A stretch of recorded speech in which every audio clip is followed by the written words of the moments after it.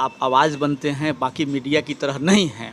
टसन news ऐसे ही दिन प्रतिदिन बढ़ रहा है। जनसंपर्क कार्यालय राष्ट्रीय जनता दल प्रखंड दरियापुर में हम सभी पंचायत अध्यक्षों के साथ समीक्षात्मक हमारा प्रत्येक सीट पर हमारा उम्मीदवार विजयी होगा और पूरे इंडिया में गली गली कस्बे कस्बे एक एक बूथ लेवल पर एक एक वार्ड और एक एक पंचायत में जाने का काम कर रहे हैं। और यह जो लड़ाई है गरीबों के हक की लड़ाई। नमस्कार, आप देख रहे हैं टसन न्यूज़ और मैं हूं अनिमेश सिंह। आज सारण जिले के दरियापुर प्रखंड कार्यालय के पास मौजूद हैं और आपको बता दें कि हमारे साथ राजद के कद्दावर नेता कमलेश राय जी मौजूद हैं और साथ के साथ बहुत सारे समर्थक कुछ अलग अलग पार्टियों के भी लोग मौजूद हैं। यहाँ पे क्या मंथन चल रहा है और आने वाले दिनों में लोकसभा चुनाव आने वाले हैं। लोकसभा चुनाव को लेकर हम सीधा चलेंगे और बात करने का प्रयास करेंगे कि क्या तैयारियाँ है इंडिया की तरफ से। साथ के साथ एक तरफ NDA है तो दूसरी तरफ इंडिया है। क्या तैयारियां इस बार है कि इस बार NDA को परास्त करना है। हम सीधा चलेंगे कमलेश राय जी से बात करने का प्रयास करेंगे। सबसे पहले तो सर आपका टसन न्यूज़ बहुत बहुत स्वागत है। आपका भी बहुत बहुत स्वागत है। सर अगर बात करें तो लोकसभा चुनाव को लेकर एक तरफ G20 समिट चल रहा है, प्रधानमंत्री करा रहे हैं, तो दूसरे तरफ लालू जी पूरे विपक्ष को एकजुट करने के फेर में लगे हुए हैं। क्या होने वाला है आने वाले लोकसभा चुनाव में? देखिए, सबसे पहले तो आपको धन्यवाद देना चाहेंगे कि हम गरीब आवाम लोगों की आप आवाज़ बनते हैं, बाकी मीडिया की तरह नहीं हैं। टसन न्यूज़ ऐसे ही दिन प्रतिदिन बढ़ रहा है, लोकप्रियता हासिल हो रहा है। तो आपके न्यूज़ चैनल के माध्यम से हम आपको आश्वस्त करना चाहते हैं कि हम सब लोगों के राष्ट्रीय अध्यक्ष, गरीबों के मसीहा आदरणीय लालू प्रसाद यादव सूबे बिहार ही नहीं पूरे देश इंडिया का गठन करके आज़ादी के बाद पहले हम लोगों का पूर्वज लड़ा था गोरों से, अब देश के चोरों और गद्दारों से लड़ने के लिए एक इंडिया महागठबंधन का संगठन बना है। तो संगठन बनते ही नाम से भी आपत्ति होने लगा है।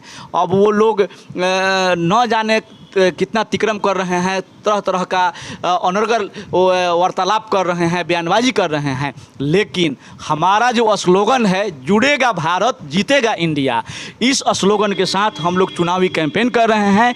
और आज जनसंपर्क कार्यालय राष्ट्रीय जनता दल प्रखंड दरियापुर में हम सभी पंचायत अध्यक्षों के साथ समीक्षात्मक बैठक कर रहे हैं और हर बूथ पे 12 सदस्यीय कमेटी का गठन हम लोग कर लिए हैं। और 2-4 पंचायत में जो बाकी है आज निश्चित तौर पे हम लोग शाम तक कर लेंगे। और अपने जिला अध्यक्ष आदरणीय बड़े भाई सुनील यादव जी के निर्देश में उप मुख्यमंत्री माननीय तेजस्वी यादव के मार्गदर्शन में हम लोग सूबे बिहार में मजबूती के साथ इंडिया गठबंधन के साथ चुनाव की तैयारी में लग चुके हैं। और भारी बहुमत से हमारा प्रत्येक सीट पर हमारा उम्मीदवार विजयी होगा और पूरे इंडिया में पहली बार इंडिया की शानदार जीत होगी और विपक्षी चारों खाना चित होगा। अगर एक तरफ देखा जाए तो इंडिया और दूसरी तरफ देखा जाए तो भारत को लेकर पूरे राजनीति में एक अलग बयानबाजी हो रही है। NDA बोल रही है कि नहीं, अब आने वाले दिनों में हम देश का ही नाम चेंज कर देंगे। कितना तक सही है? अब तो हम क्या बोलें, कुछ अटपटा वर्ड नहीं निकलना है, चूँकि हम लोग सुलझे हुए व्यक्ति हैं। Government of India, government of Bharat, prime minister of Bharat कर दिए, उससे काम चल जाएगा। आपका देखिए कि रिजर्व बैंक ऑफ इंडिया, जितने बैंक का नाम है, अभी एक छोटा सा उदाहरण दे देंगे कि IPL का यदि जो नाम BPL हो जाएगा तो ये संभव है। जिनके माने 52 साल अपने मुख्यालय पर जो तिरंगा का अपमान किए, वो RSS संघी लोग कहते हैं कि हम देशभक्ति का सर्टिफिकेट देंगे। अपने पूर्वजों से पूछे, अपने बाप दादा से पूछे, एक भी नाम आएगा देश की आज़ादी के लिए? ये लोग अंग्रेज़ों के दलाली करते थे और बदले में पेंशन लेते थे। माफ़ीनामा भी आप हमारे लालू जी बोले हैं कि माफ़ीनामा भी सावरकर साहब मांगने का काम किए हैं, तब जाकर के वो काला पानी की सज़ा उनको कम करके जेल से रिहा हुए हैं। तो हमारे पूर्वजों का शहादत बलिदान देने का रीति रिवाज रहा है। हम लोग माफ़ीनामा नहीं मांगेंगे और इंडिया भी और भारत भी दोनों हमें प्रिय है। किसी एक से सौतेला व्यवहार हम लोग नहीं करेंगे। अगर बात करें तो लोकसभा चुनाव में सारण लोकसभा एक हॉट सीट माना जाता है, जहां से यहां के मुख्यमंत्री जो पहला मुख्यमंत्री राबड़ी देवी जी थी और साथ के साथ दूसरा अगर बात करें तो दूसरी तरफ लालू यादव जी भी यहाँ से जीत कर दर्ज किए थे। तो आने वाले दिनों में क्या लग रहा है कि यहाँ की तैयारियाँ क्या चल रही है? आप लोग कैसे डोर टू डोर जा रहे हैं, कैसे अपने कार्यकर्ताओं से मिल रहे हैं, कैसे जो टूटे हुए कार्यकर्ता भी हैं उनसे भी कैसे मिल रहे हैं आप लोग?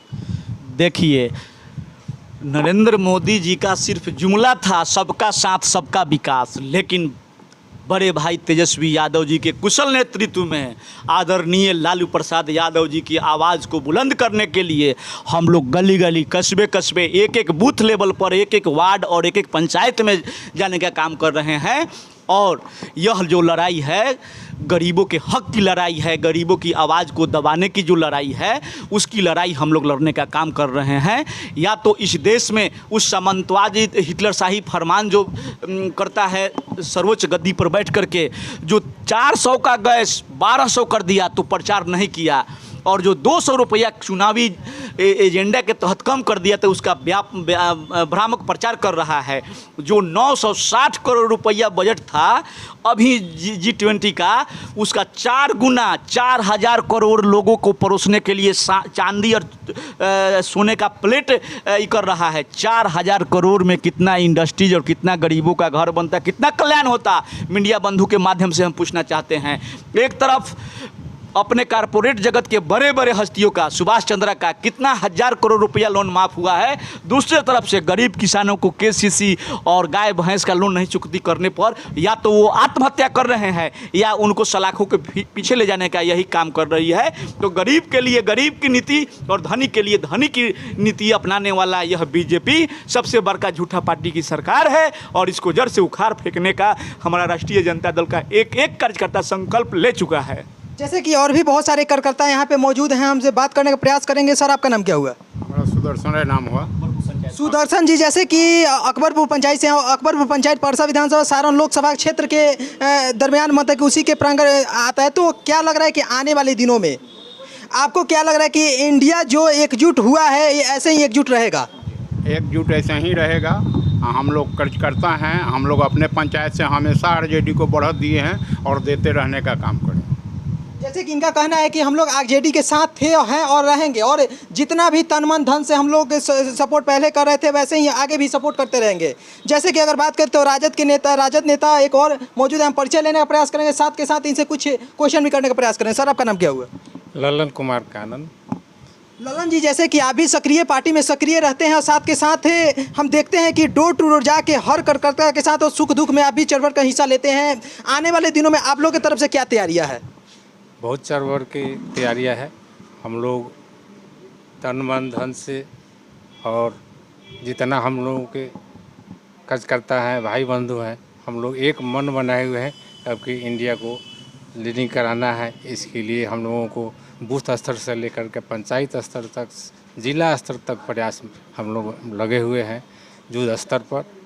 अबकी 2024 में लोकसभा का चुनाव हम लोग हर तरह से जितना अधिक से अधिक हम लोग कार्यकर्ता और मतदाता को इकट्ठा कर सके, यही हम लोगों का संकल्प है और इंडिया को अपील जिताना है। लास्ट अपील क्या है सर? लास्ट अपील, जैसे लोकसभा चुनाव अब धीरे धीरे जो कारवा है वो धीरे धीरे कारवा बढ़ते जा रहा है और समय कम होते जा रहा है, तो क्या लग रहा है कि आने वाले दिनों में कैसे लोग जाएंगे और इंडिया को कैसे जिताएंगे, इसको लेकर क्या अपील करना चाहते हैं आप? हम लोग इंतज़ार कर रहे हैं प्रधानमंत्री आदरणीय नरेंद्र मोदी जी आपातकाल बैठक बुला रहे हैं। इतना डर गए हैं, इतना भयभीत हो गए हैं इंडिया गठन से कि जैसे रावण को राम के नाम से चीर हो गया था, रात दिन वो सो नहीं पा रहे थे, वैसे उनको चीर निद्रा का ह्रास हुआ है और बेचैनी में है, बेचैन आत्मा की तरह अनर्गल बयान कर रहे हैं और जनता के पैसा का ऐसे उपयोग कर रहे हैं जैसे उनके बाप दादा का निजी कोष हो। गरीबों के टैक्स का पैसा, एक एक रुपया जो हम लोग GST भरते हैं, देश का जो बुरा हाल है, वह जनता को दवाई नहीं मिल रहा है, पढ़ाई करने वाले शिक्षक को सही समय से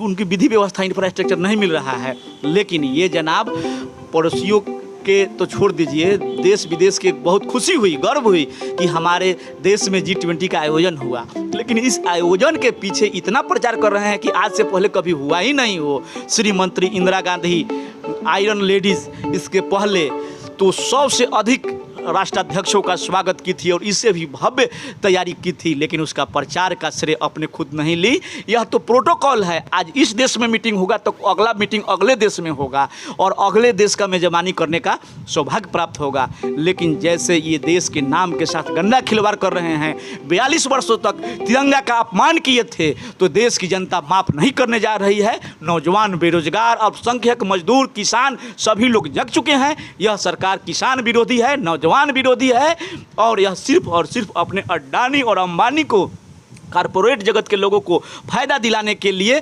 सोची समझी रणनीति के तहत काम करती है। सैकड़ों हमारे किसान बंधु मर गए लेकिन उसको कोई फर्क नहीं पड़ा। अरे ये जो नोट जारी किए वो तो 7 साल नहीं चला सके और कहते हैं 70 साल की बात। कांग्रेस के शासन में क्या था? देश जब 1947 में आज़ाद हुआ था तो हमारे देश बदहाली के दौर से गुजर रहा था। नवरत्न कंपनियों का गठन करके रोजगार में वृद्धि हुआ, देश हमारा आत्मनिर्भर बढ़ा और इतना तो आज तक के पूर्व जितने भी प्रधानमंत्री थे उतना कर्ज नहीं लिए जितना देश पे कर्ज नरेंद्र भाई मोदी अकेले अपने सूट बूट के सरकार में और घूमने फिरने के शौक़ को पूरा करने में देश को कंगाल बना दिए हैं। और इसलिए जनता जग चुकी है।